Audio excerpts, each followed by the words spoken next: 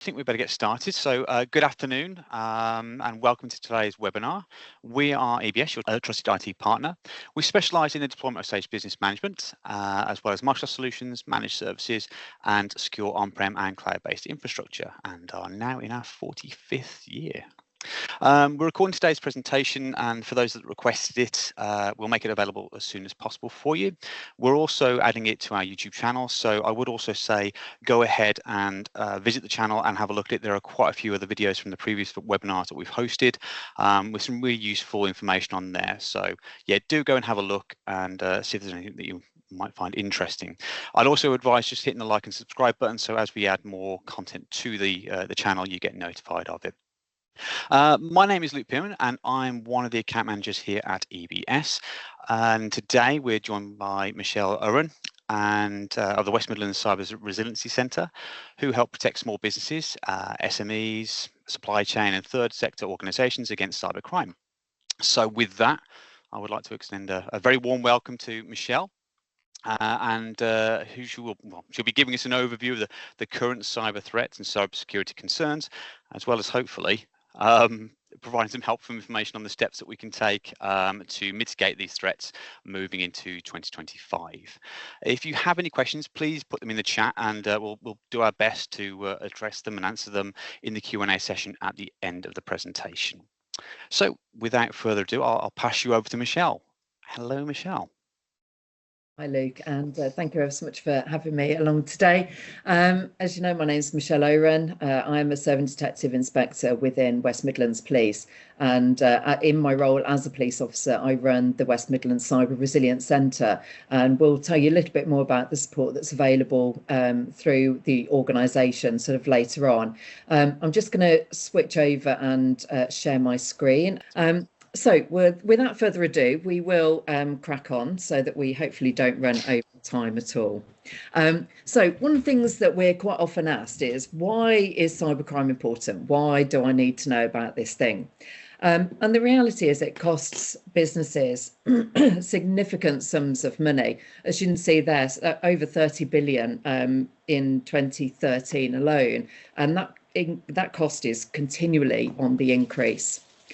But businesses are facing cyber attacks every 44 seconds. So that means that, in short, for the hour that we will be taking part in this webinar, there are going to be just short of 100 attacks on businesses. And again, that figure is ever increasing. And gone are the days where the small business can say, nobody's interested in me. I haven't really got anything significant. I'm not worth them taking their time looking at me or attacking me. 80% of cyber attacks now start within a supply chain.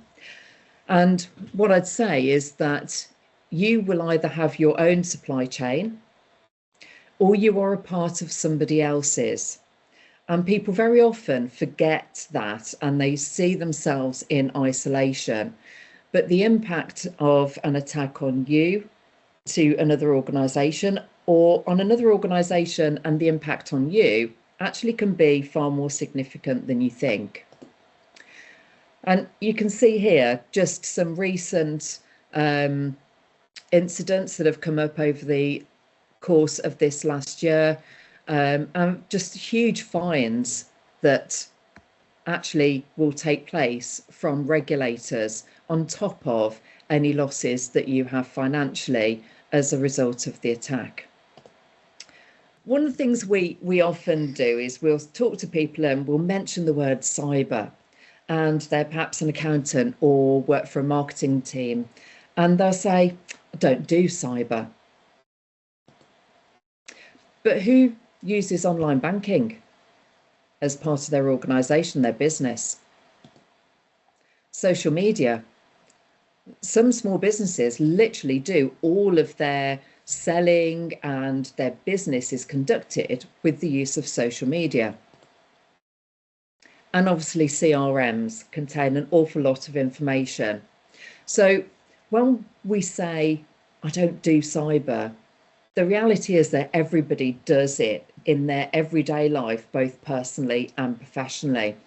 And that's why it's really important to understand some of the things that we'll talk about today. So we all love a few facts and figures, don't we? But what are they? What do they mean? Who does these sort of figures?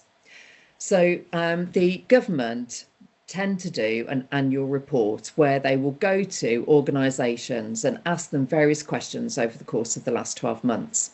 And the figures that you can see on the screen there come from the last DCIT report that was done.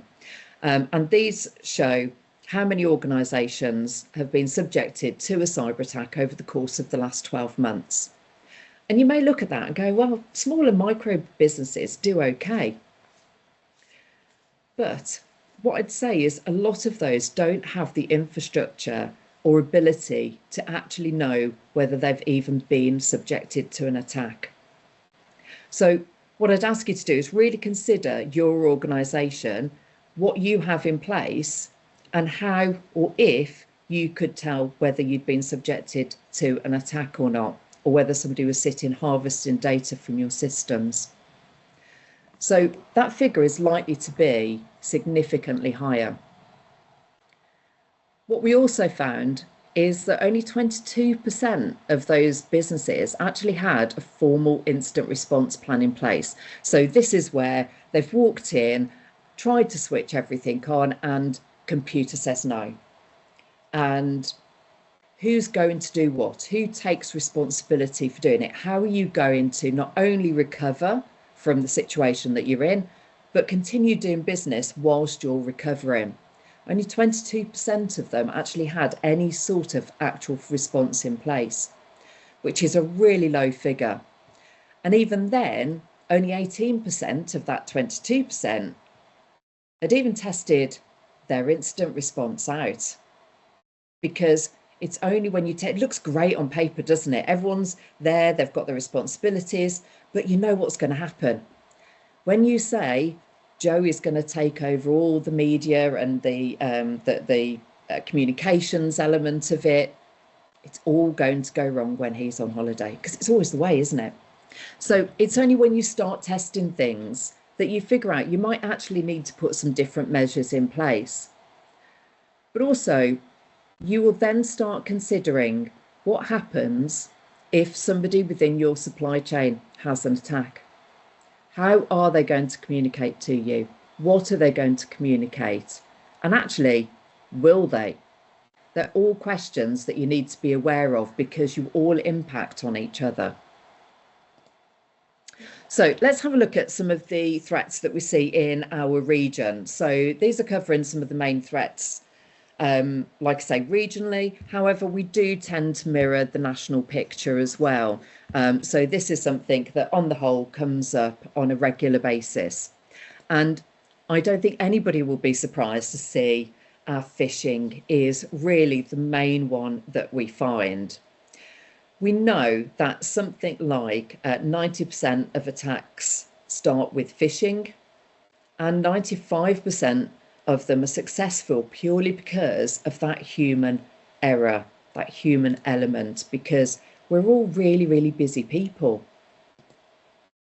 Supply chain, as I've mentioned, no longer is it seen, let's go for these big hitters, let's go for these big companies. It's really easy. It's so much easier now to get into those smaller organisations. And so they're being specifically targeted, particularly if you're involved in critical national infrastructure, supply chain, or perhaps working for the public service, governments, that sort of thing. So you are starting to be far more targeted if you assist and are within the supply chain there. Business email compromise as well is something that keeps raising its head and isn't going away. So we do find that that comes up quite often. And a lot of the reason they're able to get the information in order to phish people or gain access to systems and start the business email compromise is because of the amount of data that people put out on social media. People have open profiles. It's available for the public to see absolutely everything that they do, everyone they interact with, everything that they post, whether that be they're celebrating a birthday party for their children, or the day that they got their new dog. And unfortunately, people still use those things as passwords, and it makes it really, really easy to gather all this information about you in order to then target you for phishing emails and start looking at how to compromise your systems. And the other one, of course, is ransomware. So we'll talk a little bit more about actually what ransomware is, what that actually means.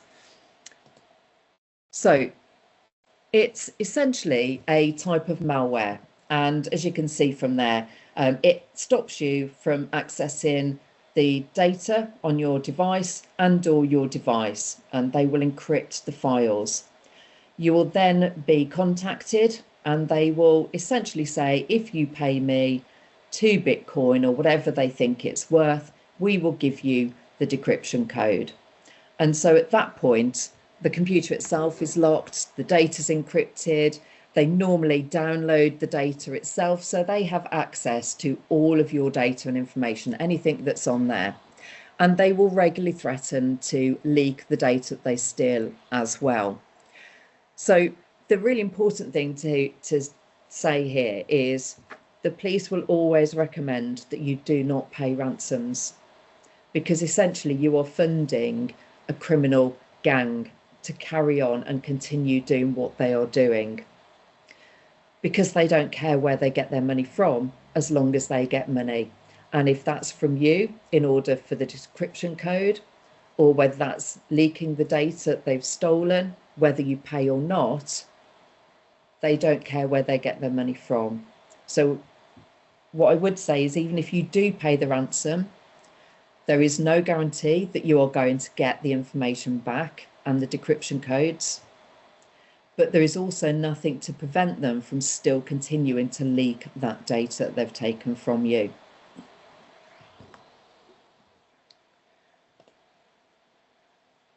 So just give you an example as to what a ransomware screen can look like. This is actually what the NHS saw back in 2017 with the WannaCry attack that took down over half of the UK NHS trusts. And you'll see down the side there, I've just added a few sort of figures. 53% of trusts were affected by it. There were 1,200 pieces of diagnostic equipment that infected, so were no longer able to be used. 19,000 cancelled appointments, and a really significant cost of £92 million to get everything back up and running, replace equipment. And it's really easy to get caught up in the actual facts and figures like this. You know, equipment was down, appointments were cancelled, it cost X amount of money. But what I always try to bring home is the fact that there are people that sit behind all of this. 19,000 people couldn't have a medical appointment that they urgently needed as a result of this. And that really can't be, you can't put a figure or an amount on the damage that may have caused that person. We don't know how serious that appointment was for them, or how delayed some of their treatment may have been, and then the personal impact that may have on them. So I think we just need to really remember that behind all of this that we're talking about, we're talking facts and figures and money. Actually, there are real people that get affected by all of this that sit behind it too. So just to give you an idea, there's a website called Ransomware Live, and they keep an eye on sort of what's been going on over the course of the last 12 months. And to date this year, there are 230 different groups that are committing ransomware. And there have been over 5,500 victims this year. But the total yearly victims has actually doubled since 2022. So literally in the last 2 years, that figure has gone from something like 2,500 to 5,600. So they are continually on the increase, and something that we need to be aware of. So we also spoke about phishing. And again, we're just going to break down a couple of the different elements that we're talking about, give you some tips and tricks and things for you to think about. And then later on, we'll also give you some quick, easy wins, because we all like a good win, particularly this close to Christmas. So phishing is one of those things that people hear about and they talk about all the time, but sometimes they don't actually understand what that means. And it's essentially an email that is designed to trick you into going to a website or downloading something that enables them to steal data. And that's essentially as easy it can be. But how do we spot them? Gone are the days of the letter through the post box from a Nigerian prince that would ask you for £5 in order to send you £100,000 because he's got this great win. Gone are the days where the spelling, the punctuation, the grammatical context of the email was really obvious. Because with AI now, things are becoming really, really tough to spot. So what do we need to look at? How do we need to think about these things? And what is the context we put on them? So we really say sort of, how is the email addressed to you? And is that the way that the person you engage with would actually normally talk to you and address an email? Because quite often that can be a little bit different. So that could be a clue. What's the quality of the artwork like? So sometimes it looks a little bit blurred, it just looks a little bit off. And that's because they've perhaps taken a copy of it, blown the image up, and obviously then it starts detracting from the detail. Are the details legitimate? You know, and you hover over it, what does it look like? And what we are seeing is a trend where people are opening up domains. And what they will do is they will just very slightly misspell a legitimate domain name. So it could be you've got two letters that are just the wrong way round. But when you're first looking at it, and like I said earlier, we're all really busy dashing from one thing to the next. They can be difficult to miss sometimes. So just have a good look. And is it something that's too good to be true? Because it's the good old adage, isn't it? If something's too good to be true, it probably is. So there's other ways that you can perhaps look at checking what's on that email and the legitimacy of it.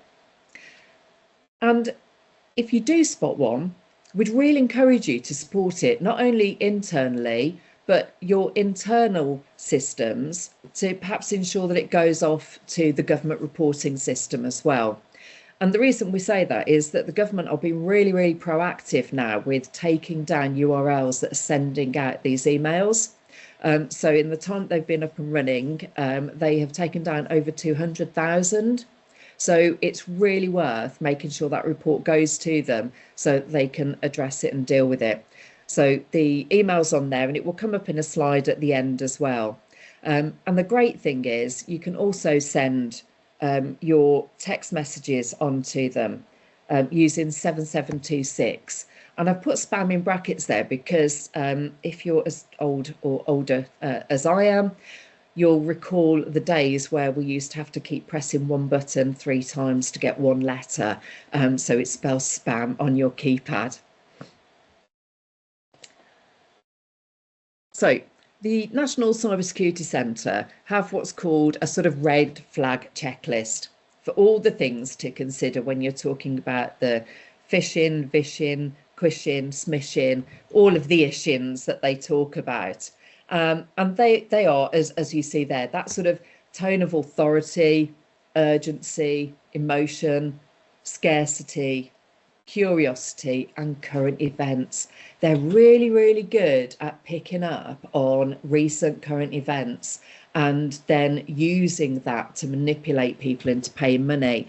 When it came up about the new dog licensing, for example, there was a big increase in people saying, pay us X amount of money and we'll fill in your license for you and make sure that everything's all good and that you're no longer breaking the law.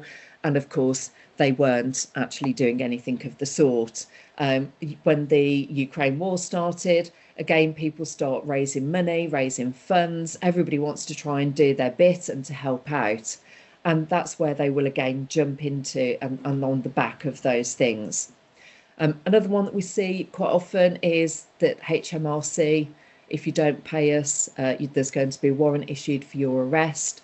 HMRC are telling us that you owe this money. If you don't owe it, there's going to be a court hearing and all these sorts of things that make you start to worry. So they've got a variety of things in there: the authority of somebody from the government, the urgency, if you don't pay it, something bad's going to happen, and that then plays into your emotions.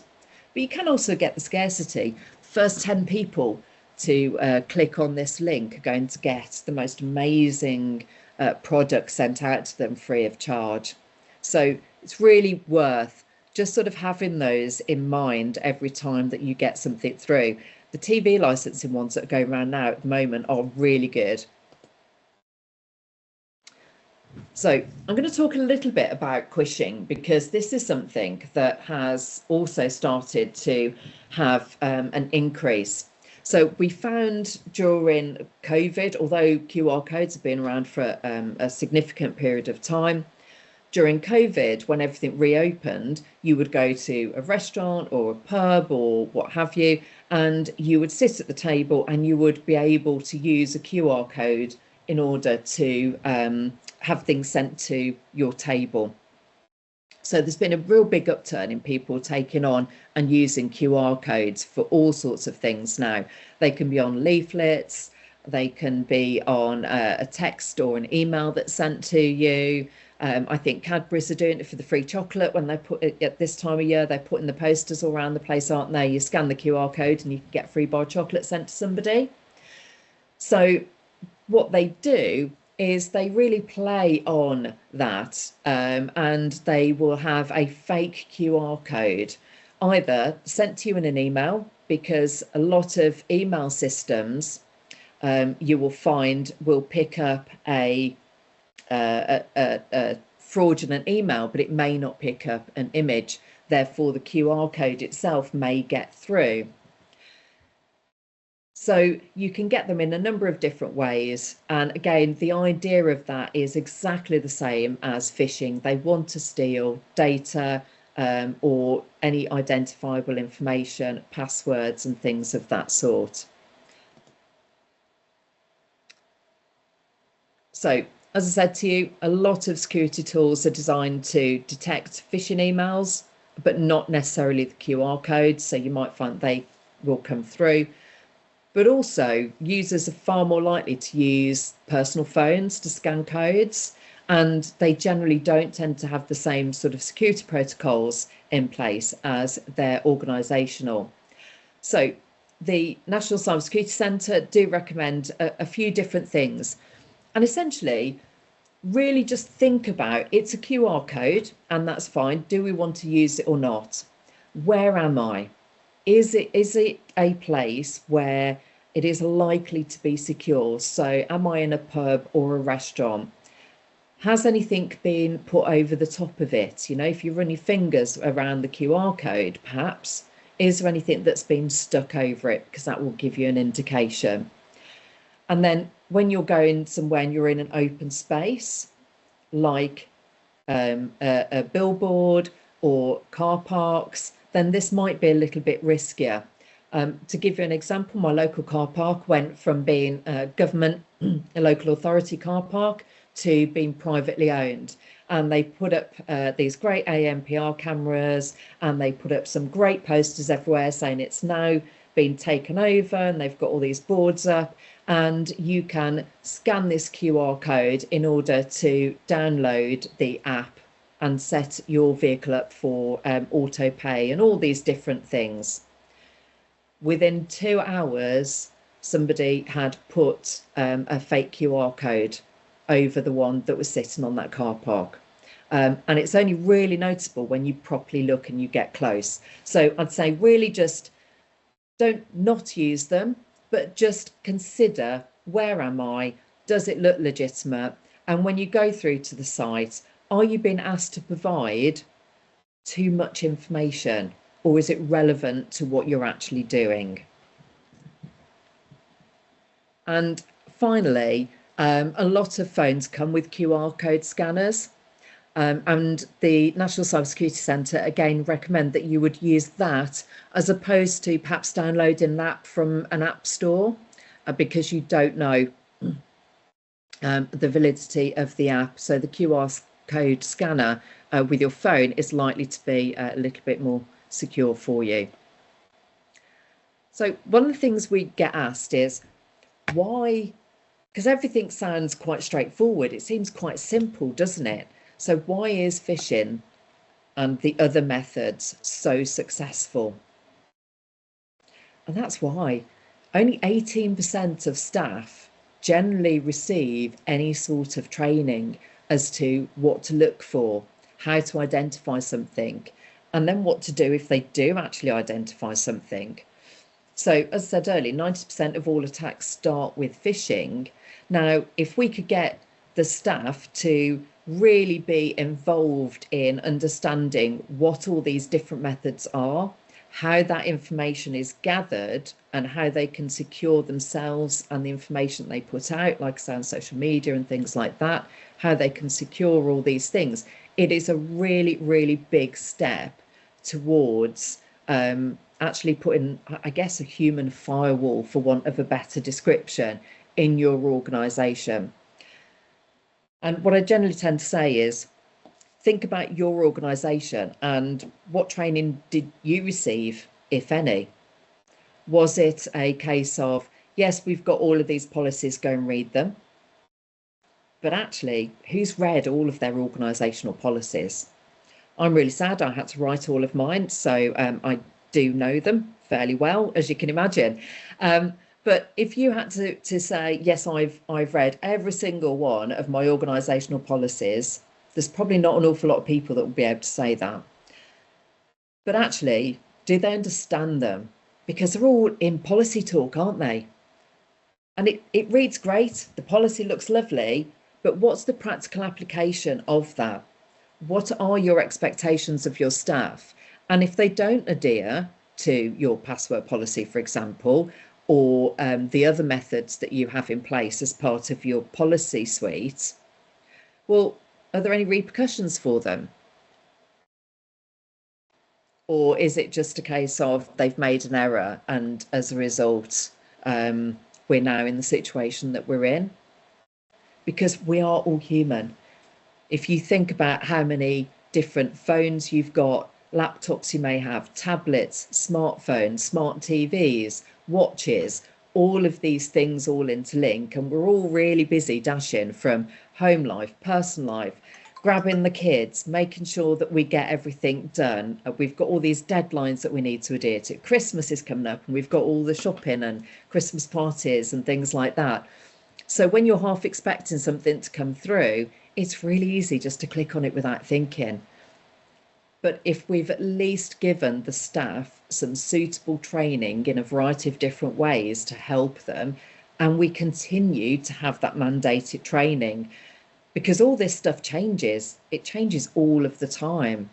So if they haven't been trained since they joined the organisation, they've been with you for the last 7 years, things have changed.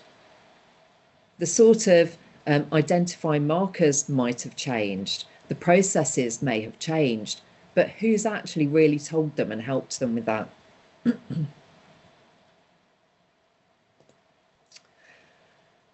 So when we talk about the risk of an attack, particularly with MSCs, what we find is they'll say, well, I'm really small, nobody's really that interested, I haven't really got that money in the bank. Well, you know, it doesn't really matter, it's only somebody's name and address. Well, it's the bank details, who's going to do something with that? What's the importance of that? I've got cyber insurance. Obviously, that waves a magic wand and means their system's all safe for them. And the other one is, I've got an MSP or an IT provider, or I've got somebody who does my IT for me. And these are lots and lots of different myths that we really need to sort of get over and open up conversations about. Because when you say it's only a name and address, if you're sitting in a conference with 200 other people that you have never seen before. You don't know them. You may know one or two other people in there, or you've met a few of the others. I bet you wouldn't want to go and write your name and address down on a piece of paper and have it handed to every single person that's in that conference room. If somebody says, do you want to put your email down? It's like you go in the shop and they say, shall I email you your receipt? No, thank you, I'll have a printed one. But when you're talking about names and addresses, you wouldn't want your details out there. So we've got to get over this. It's okay, it's just a name and address. It's not important, because it really can be. And actually part of what we're doing is digitally securing some of our vulnerable members of society. Because for all you know, somebody may have had to leave the area they've lived in their whole life, set up and start again a new life somewhere else for a variety of reasons. And for the last 18 months, they've been looking over their shoulders, really sort of setting up their new home life, new school for the children, everyone's starting to settle in, new job, new colleagues, all of this. People are just starting to take a breath that they may be safe. And then the police are going to come knock on the door and say, I'm really sorry, but as a result of a data breach, your information is now available for everybody to find. So I think we've really got to start looking at this in a much different and broader way, that actual people sit behind it's just a name and address. And of course, the more data points that you have for somebody, the more valuable the information is going to be. So if you have got somebody's name and address, and somebody else has got a date of birth, and somebody else has got bank details, there's an awful lot there that can be put together in order to then start committing fraud or gain access to things that they shouldn't. And when we're talking about IT providers, what is their responsibility and what is your responsibility as an organisation? Because unless you've had those conversations and you understand what everyone's responsibility is and who's doing what, you may realise that you're not quite as secure as you think, because you haven't asked the questions. You've just made an assumption that your IT provider is doing things for you. So you really need to open up those conversations.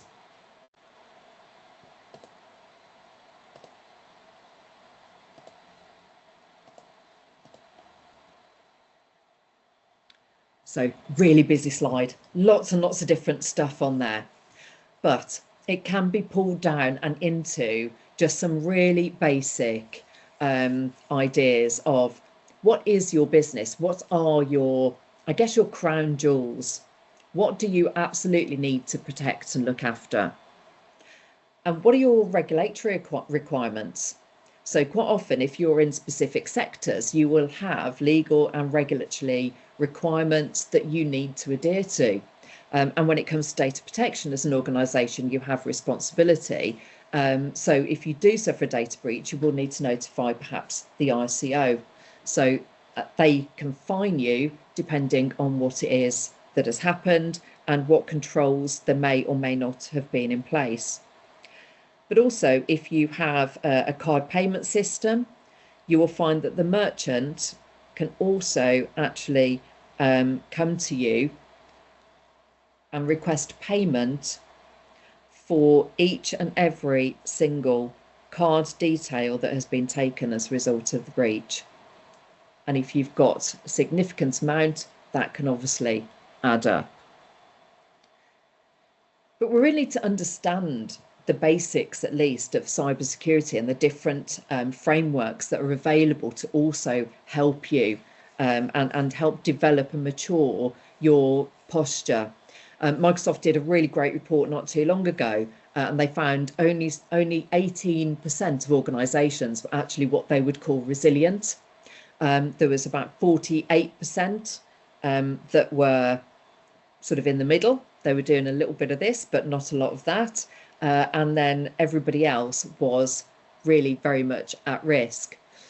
And the key elements of being resilient were actually having somebody throughout the entire organisation from the top down that was responsible for cyber, who had an understanding of the risks and the frameworks, along with the organisational setting. And their culture as an organisation was very much to invest where they needed to. We know that that's not as straightforward when we're talking about budgets, but everything that they did actually kept cyber and the security of data and the company crown jewels at the forefront of what they were doing. So it was embedded in their entire organisation at every single stage and every single step. So that's really important to consider. Who does that from your company? How do they do that? And does that fit in? And do they link in with every organisational department? Essentially, who is responsible for cyber? And the answer is everybody. We all have a duty and a responsibility to consider what we're doing. And we say the word cyber and cybersecurity, it sounds all really grand, doesn't it? But actually, it's about doing some basics and doing some basics really well that we as individuals can all actually do. And that's where we play our part really well. And again, we'll talk about those. You'll be pleased to hear you're going to get a short break from my voice. And then we'll talk about some things that you can actually do and start implementing yourselves. A camera out on a Hollywood Boulevard to help people by asking them to tell us their password. And this is how that went. We're talking about cybersecurity today and how safe people's passwords are. What is one of your online passwords currently? It is my dog's name and the year I graduated from high school. Oh, what kind of dog do you have? I have a Chihuahua Papillon. And what's his name? Jameson. Jameson. And where'd you go to school? I went to school back in Greensburg, Pennsylvania. What school? Hempfield Area Senior High School. Oh, when did you graduate? In 2009. Oh, great. It's like my cat's name and then just like a random number. Okay. But, Have you had this cat for a while? yeah, she was my childhood pet. Aw. And what's her name? Her name is Jolie. Jolie. Mm-hmm. So like a password of yours would be Jolie and then a number. Yeah. Like number 1? Like my birthday. Oh, when is your birthday? June 12th. Oh, nice. And what year were you born? 95. Oh, great. So Jolie, 6, 12, 95. Yes. Got it. So you mean to give my password right now? No, I cannot do that. But we all want to know what it is so we can tell you if it's strong or not. Oh my goodness. Let me think. Okay, one is Tel Aviv. Yeah. 468, and then Israel. It's only 3, but it's for me it's strong enough. Ireland, 1, 2, 3, 4. Gemma, 1, 2, 3. Spelled Gemma. Well, most of them are Italian. Oh, beautiful. Yeah. Like what's a good Italian password? My grandma's name. What's your grandma's name? Maria. Maria. So Maria is your password? Oh yeah, now you know my password. Oh yeah. Great. It always makes me laugh. I live in hope that every now and then it's going to change, but it never does, oddly enough. So this was actually done back in 2015, this particular sketch. And, you might think, well, we're a long way off from 2015. Things have changed. People don't do this anymore. And if you walked up to the streets now and did the same thing, no, people wouldn't give you this information. They did it again a couple of years ago and got exactly the same responses. People were happily providing their passwords, their information, given them all this information about themselves, and all of it was names of children, family members, pets, dates of births and things like that. So this is what I said, all of the stuff that you put out on social media actually makes it really, really easy for people to start guessing passwords. And if you're reusing them, which many people do, again, it just makes things really easy for the hackers. So what can you do? And there's lots that we can do, isn't there? Let's face it, we could go on forever, but we try to sort of bring it down and make it as straightforward as possible. Education really is top. Really find a way to get that messaging out to your staff so that they can help support you. Have relevant policies and procedures that, again, your employees understand and can adhere to, because it's great having a policy, but you've got to be able to do day-to-day business as well, haven't you? So it needs to work appropriately. Ensure that there is a continuity plan and disaster recovery plan for your organisation, because we very much say now it's not a case of, oh, if this happens, that's what I'm going to do. It is very much when I have an attack. So you need to know what to do when that happens. And I liken it to fire drills. How many times have we done fire drills? And we all know what to do, don't we? Because we've done them for that often and that many times. And we all know that the bell goes off, the doors start shutting, and we all sort of sit there for a couple of minutes to decide whether we actually need to leave or not, even though we probably should just get up and leave. But then we've got fire marshals that come round, we all leave the building, we all go to our designated point. We all know what we're doing, don't we? So it tends to go off without too much of a hitch. And that's what we need to get organisations to do from their continuity planning point of view. And really consider certifications. So yes, there are ISO standards and things like that, but there is now, when it comes to cyber for small businesses, Cyber Essentials that the National Cyber Security Centre would like all small businesses to essentially achieve. And it's a common minimum standard. And you'll find that if you are tendering for government contracts or you're going for a large bid with a significant organisation, you will find that one of the first questions they will ask you when you submit your tender is whether you have Cyber Essentials. So really consider how those frameworks can actually assist you. Even if you don't get the rubber stamp, actually work on a daily basis, work towards those standards so they're again embedded throughout your organisation. So again, easy wins, passwords. As you've seen, the reason we talk about passwords so much is that people still do very much use names and dates of birth and things that are relevant for them. And National Cyber Security Centre recommend using 3 random words. But we all know that most systems will still expect you to have numbers, upper, lower cases and things like that. So mix it up a little bit. Don't have the capital letter at the beginning of every word. You know, things like that, and it makes it a little bit more difficult to obtain. Don't reuse passwords, because what's the first thing we do if we have a password? We all reuse it, or we'll share them, we'll leave them on post-it notes, we write them down because there's so many, isn't there? I mean, I dread to think how many sort of work and personal passwords I've actually got.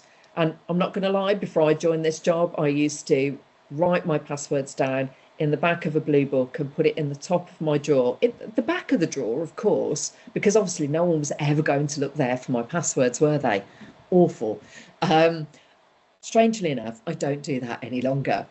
But then people will say, well, how am I going to remember all of these passwords? Because we need so many of them. And it's tricky. So consider password managers. There are lots of free password managers out there that you can look at using. You can save your passwords in your Microsoft Authenticator app if you use that. And there are paid password managers as well. So I know some organisations have actually paid for password managers for all of their staff, and they can use that both personally and professionally. So is that something that is worth you considering? And again, be really careful about what you post and share on social media. We're coming up to, we've just had Halloween, we're coming up to Christmas. And during that time, all you see is, what is your secret Santa name? What's your spooky Halloween name? And all these things on the premise of either your name or your date of birth, or if you're answering it with your name on your Facebook account, everybody now has your name and your date of birth because you're handing it over to them. Or the spotted page on Facebook for your local area. Somebody says, has anybody got a child in this school? And then there's this big influx, isn't there, of people saying, my child goes, they're in year 5, they hate this, they love that, this teacher's brilliant. Actually, do we want to be sharing all that information about our children and the schools that they go to? Because all of that information is there available for them for all to see as well. So it's just having that awareness in the first place. This next one always hits a halfway house. People either groan or they don't mind it. Multi-factor authentication. I love it. Does it take a little bit longer? Probably about a whole 3 seconds. I think it's really great. It's not the be all and end all, because nothing ever is. These are all just layers upon layers upon layers in order to help secure you. But if you suddenly get a one-time passcode or something pop up on your phone asking you to approve or deny access to a system and you haven't done it, you instantly know that that password has perhaps been compromised. So you can go into the system and you can change it and re-secure your account. So it's a really good way of having that information and stopping access from getting in. So if you haven't mandated MFA for employees, I would really recommend that you look at doing that and how you can go about doing that appropriately. Again, to consider making sure that you can still carry on doing business. So I'm going to touch on Cyber Essentials. I'm very conscious of keeping an eye on the time so that we've got question time if needs be as well. Cyber Essentials, as I mentioned, is a common minimum standard, and it's a little bit like, I guess, when you go and get your house insurance. They say, have you got a house alarm? Have you got window locks and door locks? And you say, yes, I've got all of that. And they say, great. What window locks have they got? Are they 10-point locking mechanism? And you go, I don't know, because I've just bought the house and they're already in the house. But you've got locks and you've got doors and you've got windows, and you set the alarm when you go out of the house. And Cyber Essentials is a series of questions that will ask you around whether you have a firewall or use VPNs, what your password policies are, and it integrates all of that basic awareness that you need to have as an organisation and gives you that framework. It also provides you with some free cyber insurance as well as part of the certification that you get. So there's a basic level where you answer the questions, and depending on the responses that you give them, they will approve the certification. And then the second level is Cyber Essential Plus, and it's essentially the same set of questions, but what they will do is actually go in and check that when you say, I've got multi-factor authentication on everything, they will go in, they will run scans on your systems, and they will check that you have got everything in place. So that's a very brief synopsis of Cyber Essentials and what it encompasses. But you can also get support from your local cyber resilience centres. We provide you with government guidance from the National Cyber Security Centre, and we help you understand perhaps what might be important for you to focus on, because each organisation will have a different relevant start point. And what we want to do is hopefully help you to attain that Cyber Essential certification so that you can continue to grow strongly and gain new contracts. So you'll be pleased to hear that we've got a couple of minutes to spare. That is the end of it. So thank you very much for bearing with me. I'm just going to stop screen sharing now, and then we can come back and see if there's any questions. Oh, Michelle, that was brilliant. Thank you so much. Just very, very practical. So I am in the new year. I'm just one of EBS's clients that I work with. We're just going to do a cyber security review in the new year because they've gone through a big transformation at the moment. So they're moving on to the cloud. Basically, their core corporate application is now going to be on salesforce.com, and their accounting system will be in the cloud as well. And I just wonder what you say to people about software as a service and how they can protect themselves in that environment, because it's quite difficult to get under the nuts and bolts of that, isn't it? I think a lot of that, believe it or not, it really is that basic. Have you got your policies in place? Have they all got proper passwords? Yeah, MFA. MFA. Yeah. Because that really is half of your battle. Yeah. But what I'd also say is, if you've got a situation, so the Uber hack, for example, they have MFA on their systems, and the reason they were successful is because they had a system where they either approved or denied the authorization, and the person who was hacked was off work, wasn't in work that day, and he kept getting the notification through, kept hitting the decline. After a few hours, got fed up of it because it's his day off and he doesn't want to be bothered with all this thing. Didn't know what to do, didn't know who to call. He wasn't at work, so he just hit the approve button. So that practical, actually, if that happens, what do you actually just want your staff to do? Who do you want them to notify? And then I think that comes down to the policy and procedure, isn't it, really? If you're having multiple elements of this, who do we report it to? What's the chain of events that should occur when we've had these that are unsolicited messages coming through on the MFA? So, I mean, I would also mention with software as a service, something also to be considering is where the data is stored.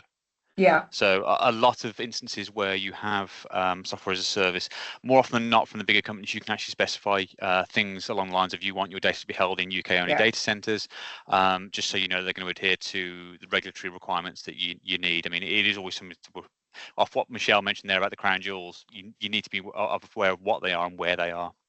So yeah, it's something definitely to consider. And that point that you raised, Luke, about where is the data being held, really is a crucial one, because you do want it in the UK so that it's under UK law and legislation as opposed to any other countries. That's a really good chat. I must check what they're doing on because I'm not so involved in the accounting migration. I must check that they've got that specified in what they're doing. I'd forgotten about that, so thank you. I saw you mention another question. I think Michelle may have already answered it with regards to the password management software and applications. I mean, you obviously mentioned quite a few there already, didn't you, Michelle, with regards to the Microsoft Authenticator app can store passwords and things like that. They are something certainly to consider. The one thing I would always say is when you're sort of looking to go down this route is always do your research on the password app itself, because you have things like, famously LastPass were compromised. So it's a password management company or service, and they got compromised. So that's a big worry then when you think that you've got, again, those crown jewels, they're all in one place. So it is worth definitely doing your due diligence on that and making sure that whatever solution you do look to provision is really sort of fit for purpose and robust. Is there anything you particularly recommend to clients, Luke? I think at the moment we were going down the route, funnily enough, of getting a password management software that we would offer to our customers, and funnily enough, we were looking at LastPass. We're currently at the end of the day, we're currently doing our due diligence at the moment because we need to have a product that we're comfortable with. I would say that at the moment, from our point of view, the Authenticator app is a good stopgap measure. It's something that I would say that you need to sort of do our market research on, and before we get to a position where we can advise people on it, we need to be sure that obviously any products we advise are viable. Will you make a note that I'm interested when you get to that point? Yes, absolutely. Thank you. I think that's always the most difficult part for people. If you've got an IT provider, you can ask them these questions, you can ask their guidance, their advice, what they recommend and what have you.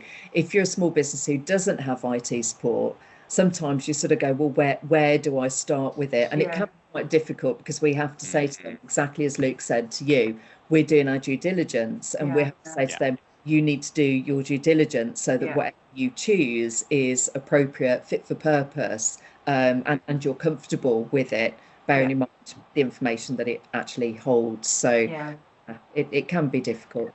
And I really love that expression that you used about the human firewall. I think that will resonate with Sutton Coldfield really well, actually. Because I was, and quite a few things that you've said actually. I'm going to do a session in their team meeting in the new year, but I'm going to pinch some of your expressions if you don't mind. That human firewall piece is really good because it will resonate with them definitely. So, yeah. I think when we were preparing for the webinar, when we had this discussion, didn't we, Michelle, about how it's not really focused on. And you can have, as I mentioned in the chat, you can have the most comprehensive security solutions in place, and it just takes one person to fall for a phishing scam just to completely circumvent them. A little bit of training, a little bit of understanding, bit of context, some cyber awareness campaigns internally, but also backing that up with policy, procedure. It's a massive step forwards, so you can actually sort of not only rely on the technology but also develop that human firewall to prevent the easy breaches. And it was truly staggering. I mean, I enjoyed the video that you put in there, Michelle, but I probably shouldn't have enjoyed it as much as I did. But it was genuinely shocking when you think of just how much I mean, obviously it was done for a comedic purposes, but when you think how much information people put on social media, it's not too far away from actually asking someone what their password is. It's incredible, absolutely incredible. But also the commonality of it, the fact that I mean, you mentioned the Nigerian emails, you mentioned the I mean, I'm still waiting to have the warrant served on myself for the WMRC. So, or the HMRC, sorry. I'm still waiting for that to come through. So it is so prevalent, and it is so important that we consider it strongly. I think the other thing that resonated with me as well, because I think the reputational damage piece, I think the Cut & Coldfield will really get, because they're a charity. But the point you made about government wanting small businesses to have cyber essentials, even if as part of getting any funding, I'll make that point to them as well, because I think there's quite a lot that's going on, obviously, with the state of Birmingham City Council. There's quite a lot of interaction at the moment. And I think it's important for them to understand that that is a kind of government requirement as well. So so I'll make that point as well. So in my sell to them about doing it. I mean, it won't be a big sell, but I think they need to understand that as well. So yeah, it's definitely important. Yeah, they're not mandating it at the moment. They're just saying, look, this is why not? yeah. And I think the stats that they gave out in March following the last review they did of it said that you're something like 92% less likely to make an insurance claim if you've got cyber essentials. It's quite a good framework insofar as it covers the three sort of elements of the people, the process, and the technology. It sort of wraps it all up, and it's really reasonably understandable and manageable. The difficulty sometimes is people are still working on legacy systems, or they've got old, outdated phones. And if you've got no software updates for them and things like that, they're no longer able to be considered secure because you can't update them. So can you actually afford the cost of replacing all of those items and things like that? Obviously, Windows 11 is coming on board soon. You know, so there'll have to be a migration to that as well. So there's just lots and lots of things that, you know, it's easy to lose track of when you're not aware of it. No, and I think we'll really have no excuse to do it in the new year, because we've got we're quite greenfield now in what we'll have in terms of all the systems that they've got. So we should do, you know, really do it quite easily, I would have said. So it shouldn't be a hard sell. I mean, I would say that a lot of people aren't aware of it, is the fact that Cyber Essentials, you know, it represents the minimum. People see it as something to aspire to, and it's not. It's like, this is what you should be doing now on a daily basis, and it's getting that message home to people that, you know, Cyber Essentials is extremely worthwhile. It's the minimum, as I say, but also cyber threats are probably the most prevalent. I mean, in terms of threats to businesses nowadays. I mean, I think when you look at the insurance costs, when I've spoken to other businesses about the insurance costs for cyber, the premiums for cyber insurance are extortionate, and that should be read into. Why are they so high? Why can I protect my business from, you know, fire and flood, but that's cheaper to me than cyber threat? It's because it's happening every day. It's happening every day, and it's a real threat. When, not if, isn't it now? for everyone. So yeah, okay, brilliant. I mean, Thank did you have any other questions at all, Laura? No, that's really good. Thank you very much for your time. Thank you. Good stuff. joining us. No, I really good to have you here, Michelle. I really want to thank you for giving us the information there, because I found it very informative. It filled in some of the holes that I've got, which was quite nice. So yeah, no, it was really helpful. So really thank you there, and thanks to you, Laura, for attending. I hope you got something out of it. As I said, we will be sending out the recorded version of this at a later date. But again, do check out the YouTube channel, because there are some other bits and pieces on there that might be relevant to yourself or interest. All right. Okay. All right, great stuff. Okay, thanks so much. Have a great Christmas, both of you. You too. All right, you too. Bye-bye. Bye.